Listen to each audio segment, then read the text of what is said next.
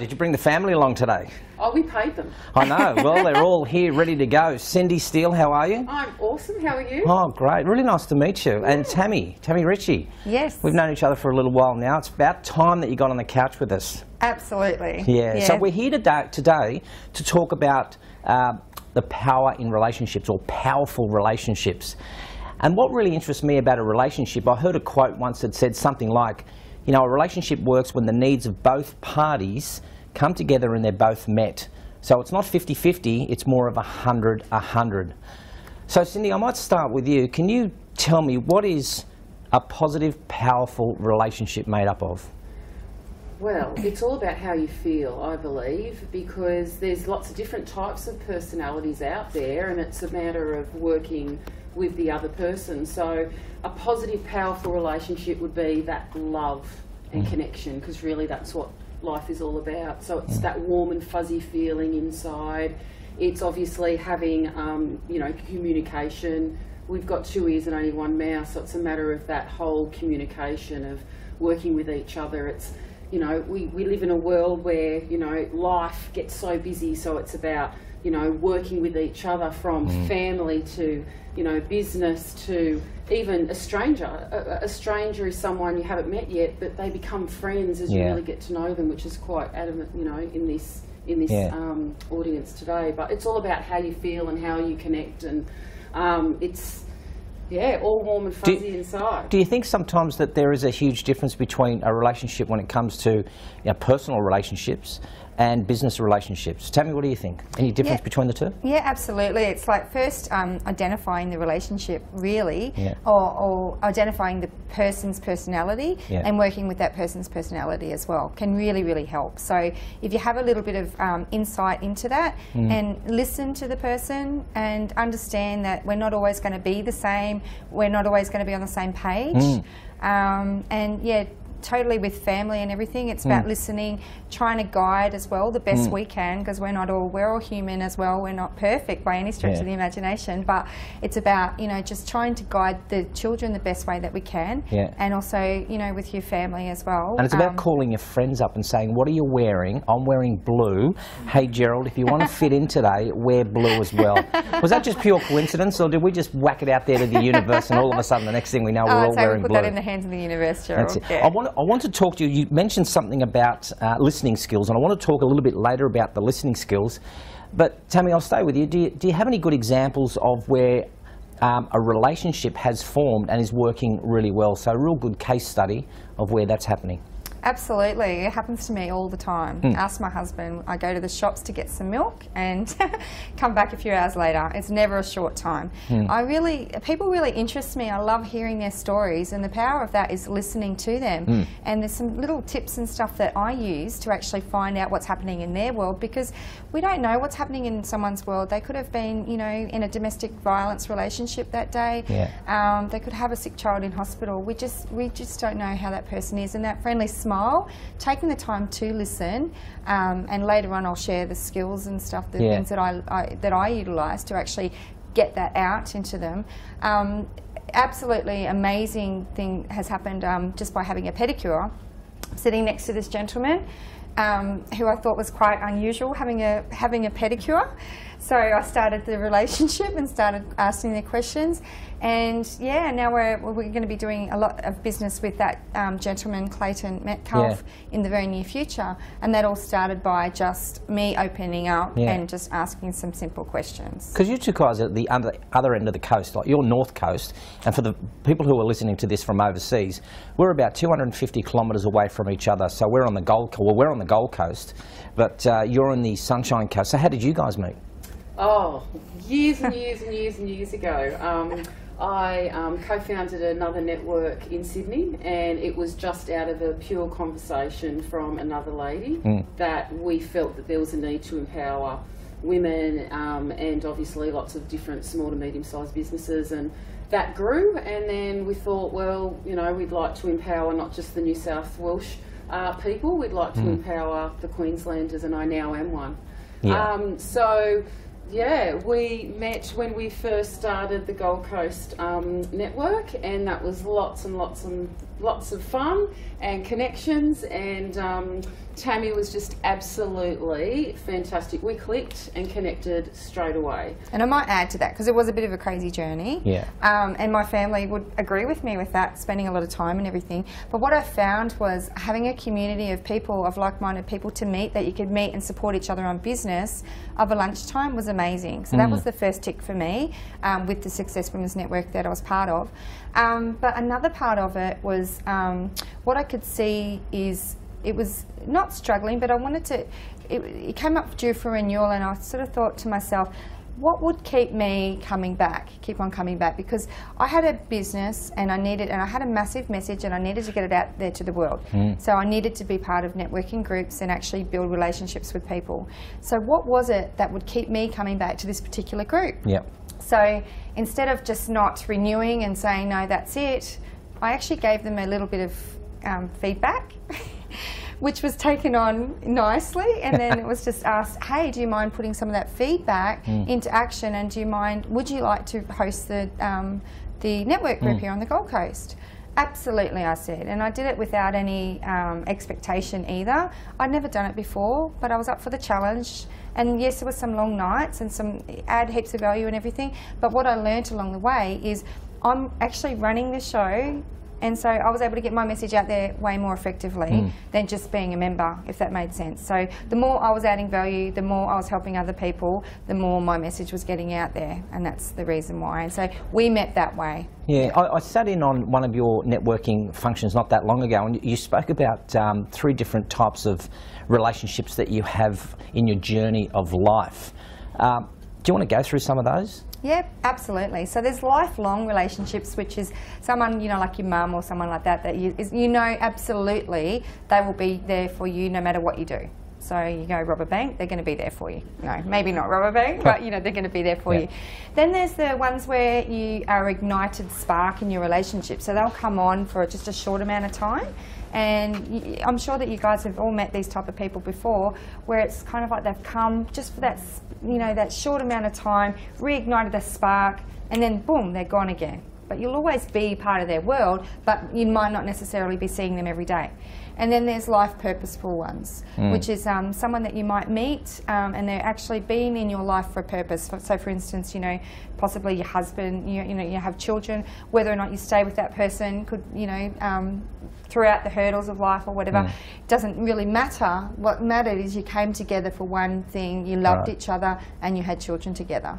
Yeah, and do we all go through those phases at different periods of your time? So Cindy, I've heard of, you know, the theory of 7. You know, every 7 years there's been a change and you meet new people. So you've got 10 defining people, you've got 7 critical choices, and then you have 5 pivotal people in your life. Are we all at that stage where we have different relationships at different times, or do they all come together? Well, everything happens for a reason, and everyone is different. We are all on our individual journey of life, and it's really how you react to that in terms of how the universe will bring you people for, you know, whatever reason, whether it's from a learning perspective or whether it's from a giving perspective or whether it's from out of gift that you want to serve. Yeah. So I guess in answer to that, things happen for a reason, and it's not this clear cut, okay, this is what's going to happen to you. It's what you have a vision for, and obviously there's so many different facets to life, from business to, you know, relationships in your family, and so forth, spirituality, health, and so forth. So at the end of the day, it really is your vision, and people will come to you vibrationally as well, I believe. So, and if you do want to meet someone specifically, 6 degrees of separation, it's amazing how I've met Alison, who, you know, has been my angel in a certain case, and that was just, I believe, it happened for a reason. In that, I love the 6 degrees of separation, because we all end up knowing Kevin Bacon, don't we? Absolutely. Isn't that what it is? We all the 6 degrees and we just meet Kevin Bacon. And it's just like the energy as well. Yeah. So if you are in an energy and you sort of wake up every day and you go, poor me, what's going to happen today, victim, victim, victim, Yeah. who are you going to surround yourself with? And that's the type of person that you're going to attract. However, if you just switch that around and you wake up and you go, you're grateful for every single day, you love meeting people, you love hearing their stories, you're working on yourself and you're mimicking people that you want to be around as well. So, well, you are who you hang around at the end of the day. yeah, your net worth is equivalent to your network of people, but constantly, you can constantly continue to work on that, and yeah. See, just by looking around the room here, you ladies are clearly relationship magnets. So, boom, people are attracted to you. How do I become one? How do I become a relationship magnet in business, personally, sport-wise? What do I got to do? It comes from the heart. Basically, for me, I think ever since I was a child, I remember a story where my mum and dad, they have a Dutch heritage, and they took me to Holland, and there was a language barrier. I think I was about 7, and we just got on. How did we get on? It wasn't from the spoken language, it was from the body language, it was from sign language, it was from that connection of love and doing all these things. And I think, wow, you know, so many people, how can we serve? It comes from the heart. How can we make, you know, for instance, Tammy, how can I help you become a better person? Whether it's from a referral, whether it's saying, hey, this is what's happened to me, can you learn from it? Or giving you something. I think it all just boils down to, it comes from the heart. See, but that's hard for a man. See, when a man thinks about it comes from the heart, that's for me, that would be a lot of woman talk, right? So it comes to the heart. So what I want from my perspective is, I'm going to go outside, I'm going to meet the young lady at the front desk, I'm going to go, I've got a nice heart, lady. I've got a really nice heart. I'm coming from my heart here, and we're going to build a relationship. She's going to think I'm some sort of a freak. So maybe strategize it for me, so for the lay person who's going, yes, we have got a heart, and I know it comes from this feeling of wanting to connect, but I want it in layman's terms. What does that mean? So basically, when you're building a relationship, or for a guy, you might say, so you are asking them what they do, like where they're from. You know, like possibly if they have any family as well. What do they do for a job? Like, I use the word Form C. It's FFORMC, and that's what I'm going through now. So what do you do for work? You know, what relationships do you have? What motivates you? What gets you out of bed every day? So the F is for work? Is that the FF? F is family. Oh, family. Family, friends, and then the O is occupation. Okay. R is what relationships that you have. What motivates you is the M. And common areas of interest. So as you're building a relationship, obviously you're not going to ask, it's not like a first date or something where you're going to ask 1,000 questions. You know, to make it, you're also going to, a conversation is one, someone will say something and the other person will contribute. So it's like forming that relationship that way. Then you know something about that person. Now the trick is to remember about that person. Remember something that impacted you about that person, whether it was a spark, what they did, whatever. Then when you're going to meet other people, when you're chatting to other people, they're looking for someone. Hang on a minute, it's like you have a Refidex in the back of your head, because you can say, hey, you would be awesomely suited with this person. And that's the way I run, and I don't know, from a guy's point of view, it is from the heart in a way, but it's sort of not from the heart, like, because it is, you know, technical, I guess. The technical aspect of it is having a guide. It's a bit different for us blokes, you know, it's just like, g'day Matt, how you going? What do you want for a drink? You know, what do you drink, bud? And we kind of like, we make our decision there, and he says, I'll have vodka and orange, and I go, no, you're not my sort of bloke. But if he says maybe bourbon and Coke, I'm going, Matt, you and me, we're going to have a good time. So I know I only jest there. But I do get what you're saying. The question that I want to ask you, I think the really hard one is that the FFOMC. ORMC. ORMC. The M one was the one that tripped me up a little bit. What motivates you? So how do you put that into a conversation, Cindy? How do you do that? I think you've got to get to know them a little bit first. You can't just say, hi, how you going? Nice. What motivates you today? Nothing. It's like, who are you? Exactly. Hello. So I think it's just building that rapport, and it's that exchanging conversation. It's not all about me and I'm talk. It's not all about you either. It's just exchanging, looking at body language at the same time, because once you understand how they're feeling, then you can say, oh, so it depends obviously on the conversation, where it's going, but the person that asks the most questions controls the conversation as well, I believe. So, you know, once you're asking a few guided questions, you might then talk about your occupation and how's that working for you? Are you really passionate about that? So I might be able to help you in that instance if it's a positive or a negative. And then it's a matter of, you know... Because it is an art. And I might add to that as well, because sometimes, have you ever noticed when you ask someone what's their day like, does anyone go, yeah, good? People love talking about themselves, right? So what do they love talking about themselves? Their pains, their emotions, their hurts. They just love it. So you're just there helping them, listening, understanding. Yeah, hey, I get what you feel. I felt the same way, and this is what I might have done to, you know, change that, or, you know, you're just contributing to that as well. I think we miss a lot though too. You know, there are a lot of people who you would know also would say, you know, how's your day going, or how you been? So I go to the shops, for example, or, you know, the petrol station, and how's your day going? If I go into, actually, yes, I'm glad you asked. This morning I woke up and got a bit of a kink in my neck. I don't think they really want to hear me. So do you think we sometimes do that just out of our politeness or courtesy and not really wanting to form a relationship? Sometimes, but I tend to get the ones that do want to share for some reason. Yeah. I don't know what it is, whether it's the energy or whatever, but I'll get the people that want to share, and that's why going to the shops doesn't take a couple minutes. Yeah. Because I do generally want to listen, I generally want to help the people, and I generally want to build a relationship and get to know them and see what they do. Are you a rescuer? Possibly. I was just about to say the same thing. It's all about a bit of a counselling role per se sometimes, and it's not like we know everything, but at the end of the day, we're sharing conversations on how we can help each other. But women are good at that.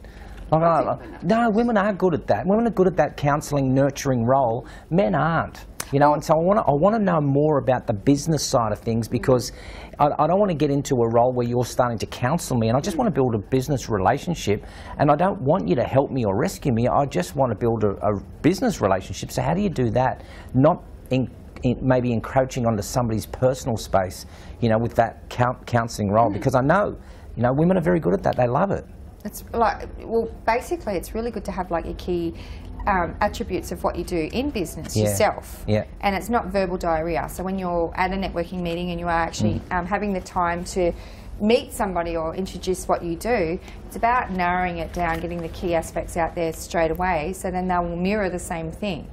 Yeah, and do you know what I mean? Like, yeah, totally. Yeah, so their pitch, you know, they get the pitch. What is it that you actually do? And always ask that person first, what is it that you actually do? Yeah. Is there something that I can help you with?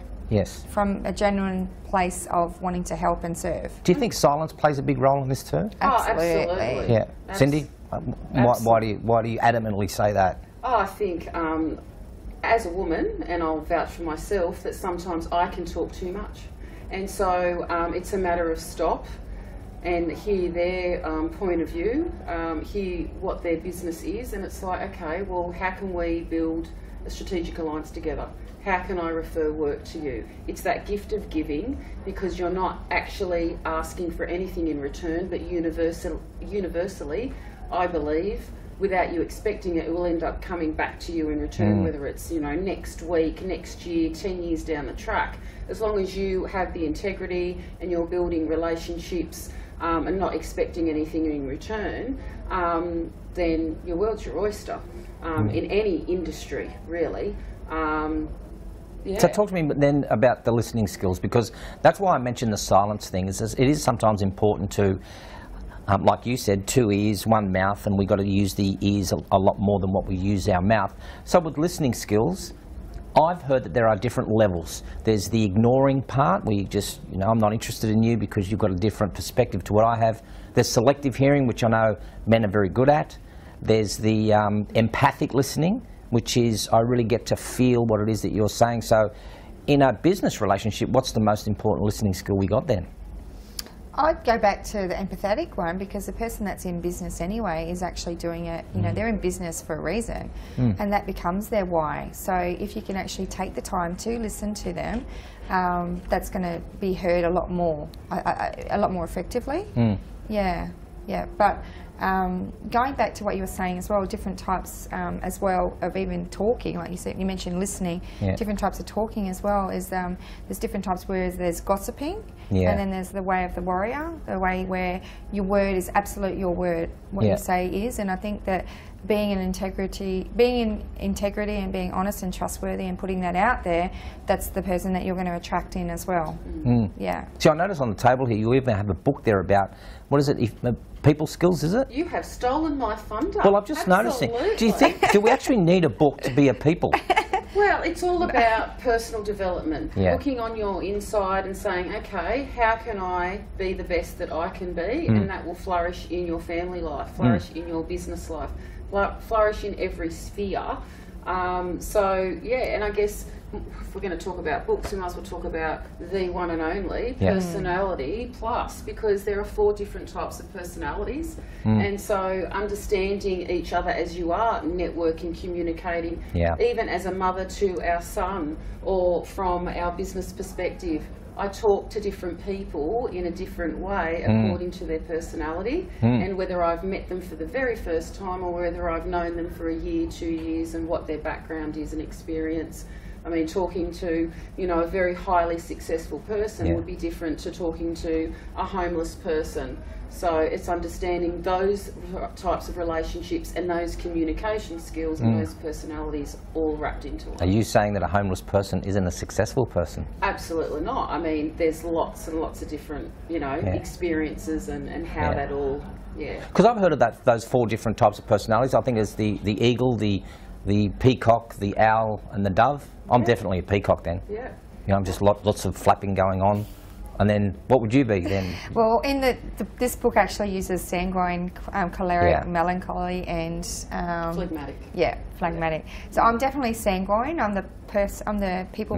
I'm the party person. Yeah, centre of the party. Yeah, and it was just, we actually read that book. My husband and I read it when we first were married. And he would have said, "That is so you." Yeah, he would have said, "That is so you, Tammy. Look, this part here." Absolutely, and it really did help us as a newly married couple understand why we say things or why we do certain things as well. So it was a really great tool.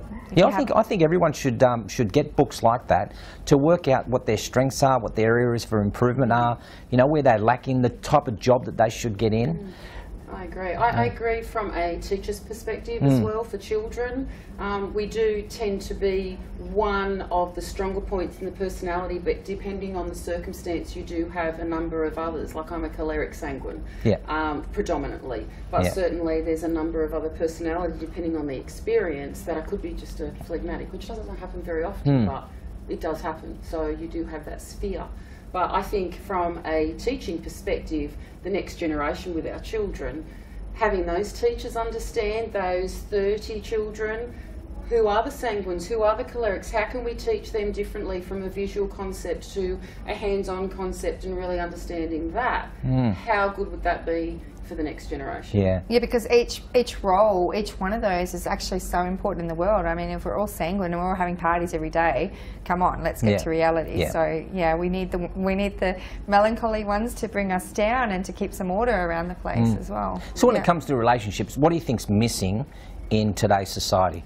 Going back to maybe what your world was like 10, 15 years ago, how we're bringing up our children, what do you think are the key ingredients that is missing from today's society that we can really build on? Love, respect, honour, integrity. What you do is what you will say. Having boundaries. I mean, we live in such a busy society. Technology is just getting more and more and more, which has its good points. It also has its negatives. But having that balance of time, you know, as a woman 50 years ago is so different to today.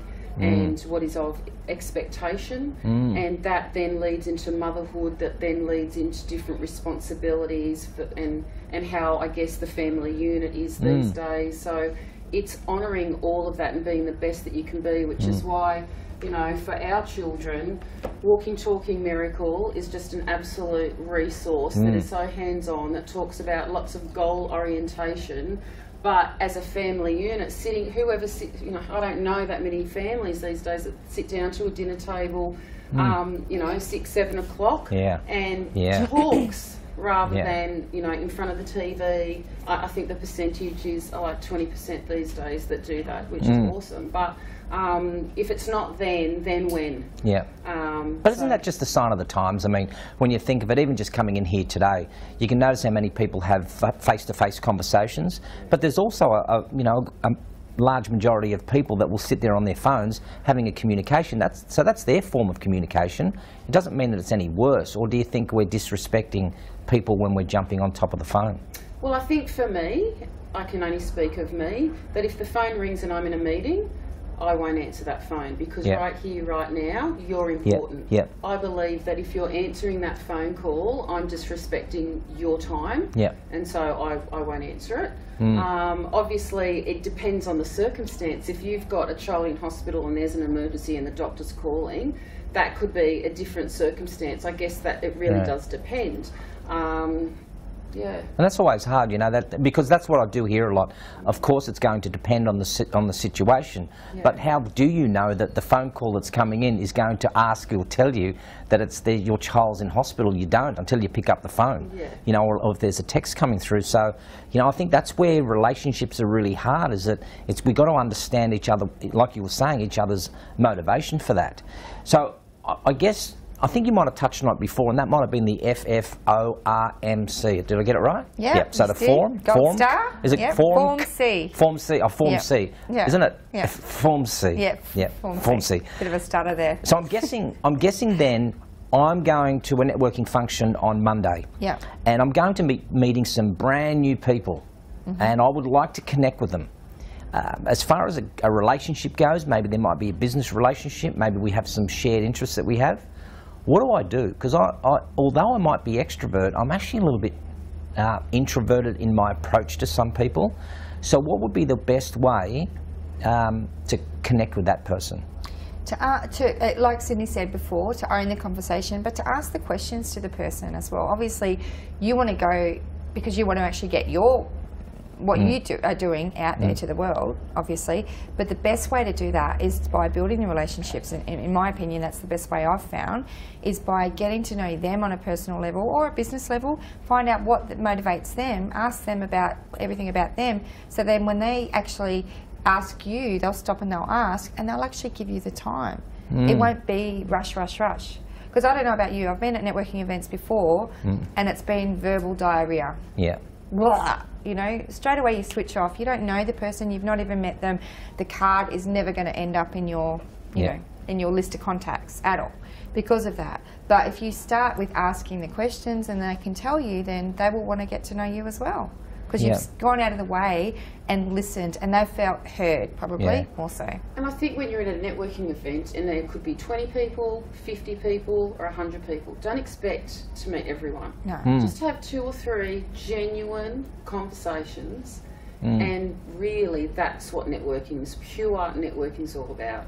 And it might be handing out 2 cards, one for you and one for possibly, as we get to know each other further, with you may like to hand that to somebody else if you feel you can help with that need. But it's not a magic cure. No, so it's not something that you're going to meet someone, they're going to be a raving fan. Yeah. Again, it's working on that relationship. So maybe having a conversation, going for a coffee, having a phone call after that, or continuing to go to that networking event to meet those same people to build on the relationship. See, but some people like yourselves, you can get a conversation going quite easily already by just the chat that we're having here. You are confident, you're personable, you know how to articulate quite well. But what about for the person who doesn't have those skills? That they really want to get ahead in business and they want to be able to connect with people. What would you say to that person who's sitting in the audience? It's that maybe that other side of the quiet, reserved, shy sort of person that really wants to connect with you guys but maybe feels a bit intimidated because you're extremely confident.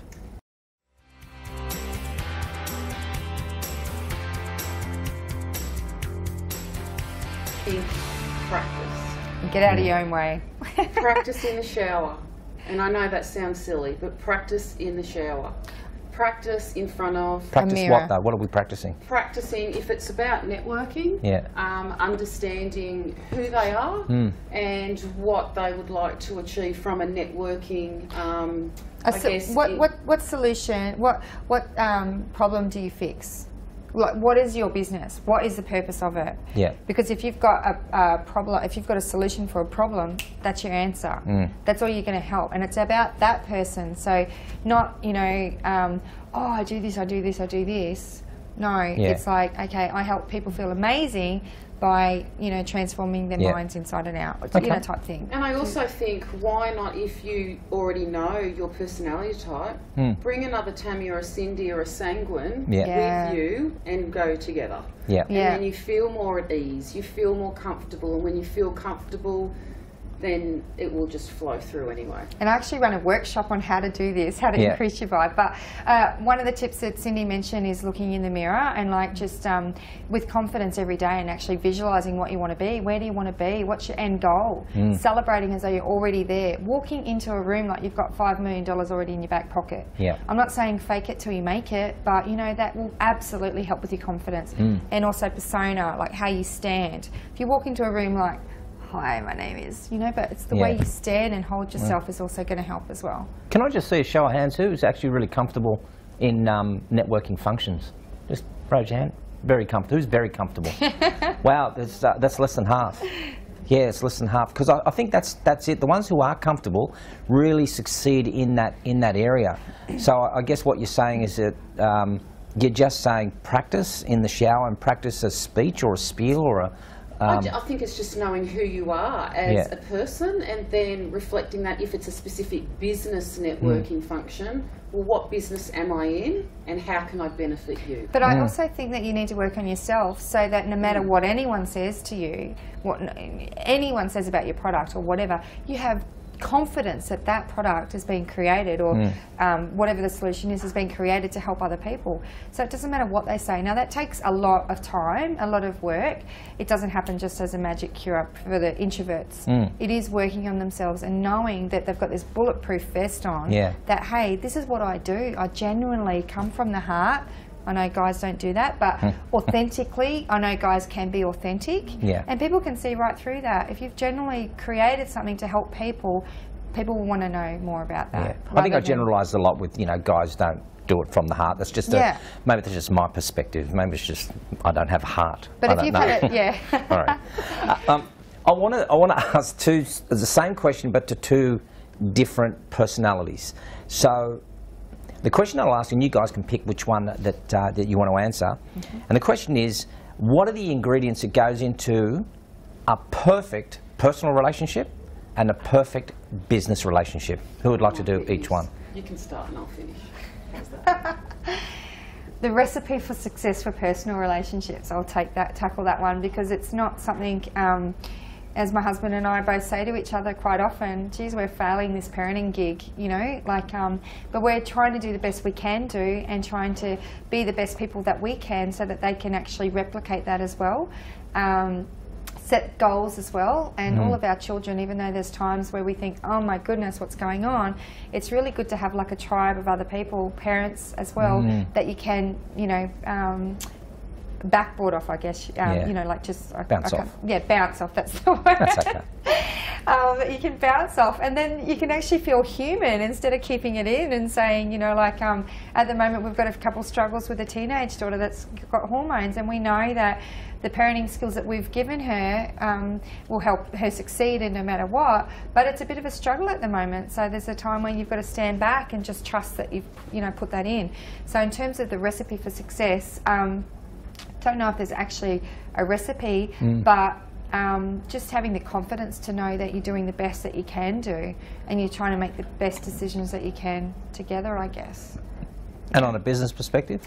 I think looking at relationships and how they all work, if you are true to yourself and you really want to help people, there are products and services and different businesses in different industries, but at the end of the day, you are there to obviously make money, but you are also there to make sure that your customer service is second to none. Over time, you will be referred business, I'm sure, because we will shine through knowing that we are doing the best that we can do according to whatever your needs are. If we meet your needs from that product or from that service with clear communication, knowing that this job is an example from a construction industry, from one of our businesses. If we know that that is going to take an extra day or 2 days, but we've said it hasn't, we will explain to that person why, and if it's not convenient, how can we solve that problem to make it a win-win-win? Everything we do in business and in life should be win-win-win, triangle. Right. A win for you, a win for whoever else that can be reflected upon, whether it's charity, whether it's community, but it's also a win for you. So as we exchange a good or a service, it's going to be a win-win, but I think it also needs to be a win for another person, whether it's from, as I said, charity, community, whatever. But it's just having that open, clear communication, communicating depending on what personality they are, communicating whether it's from an SMS because it's short, sharp, sweet, and that's how they communicate, or communicating in other areas on a business level, but always be the best that you can be and apologise if you have made a mistake in business. Have that integrity to say, look, I actually didn't do that quite right. So but true. here's the thing, I'm going to value add now because I'm going to show you that I, you know, have rectified that problem, and I'm going to even do something else. As an example, my husband will always, in the security industry, clean a little bit extra just to help that person from a commercial space or from a residential space, and the amount of referrals he's had, because it's all about doing that extra. You know, making them feel like, wow, how good was that? And I know there's someone in the room here too that owns beautiful wedding cars that will go that extra mile, and it's all about customer service. And it's that good old-fashioned value that really helps you shine in business, whether or not, Absolutely. I really enjoyed this opportunity just to sit down and just talk frank about relationships, and sometimes it is about being, you know, about being transparent, a little bit open, about being vulnerable, about helping people, like you say, maybe rescuing them. So for the opportunity for you to be able to sit here with me and for me to ask the questions that I've probably been burning to know, especially within business and especially around networking, I think you've opened up my mind to be able to maybe just, I don't know, just push aside all those negative influences that I've had in the past, that I now would be able to go, okay, I'll go and practice in the shower tonight. I'll see how that goes. I don't know what's going to happen. Too much information. So thank you so much. If you want to be a part of The Point TV, we would love you to come and join us. If you've got a story, a passion, you have something of influence that you would like to talk to us about, or we maybe even have a cause. All the details will be on the screen, and we'd love to see you on The Point TV. Can you please give Tammy and Cindy a big round of applause for joining us tonight? Thank you, Gerald.